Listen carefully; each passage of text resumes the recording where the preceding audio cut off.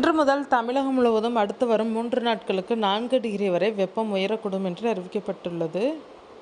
தமிழகத்தில் கோடை காலம் தொடங்குவதற்கு முன்பே சூரியன் தனது விஸ்வரூபத்தை காட்டத் தொடங்கிவிட்டார்.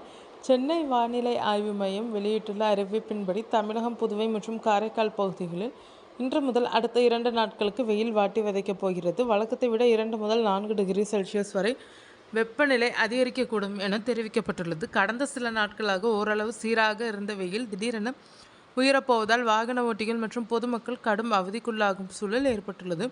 குறிப்பாக மதிய நேரங்களில் அனல் காற்று வீச வாய்ப்புள்ளதால் தேவையின்றி வெளியே செல்வதை தவிர்க்குமாறு அறிவுறுத்தப்படுகிறார்கள். வெயில் ஒருபுறம் வாட்டினாலும் மலை தொடர்ச்சி மாவட்ட மக்களுக்கு ஒரு மகிழ்ச்சியான செய்தி உள்ளது. நாளை மார்ச் 28 முதல் மார்ச் 31 வரை மேற்கு தொடர்ச்சி மலை மாவட்டங்களில் நீலகிரி, கோவை, தேனி உள்ளிட்ட பகுதிகள் ஓரிரு இடங்களில் லேசான மழை பெய்ய வாய்ப்புள்ளது. ஆனால் மற்ற சமவெளி பகுதிகளில் வறண்ட வானிலையே நீடிக்கும். தலைநகர் சென்னையை பொறுத்தமட்டில் வானம் மேகமூட்டத்துடன் காணப்பட்டாலும் அதிகபட்ச வெப்பநிலை 34 டிகிரி செல்சியஸை ஒட்டியே இருக்கும். புறநகர் பகுதிகளில் வெப்பத்தின் தாக்கம் சற்று கூடுதலாக உணரப்படலாம். கோடை வெயிலை சமாளிக்க பொதுமக்கள் அதிக அளவு தண்ணீர் பருகவும் பருத்தி ஆடைகளை அணியவும் மருத்துவர்கள் ஆலோசனை வழங்கி வருகின்றனர்.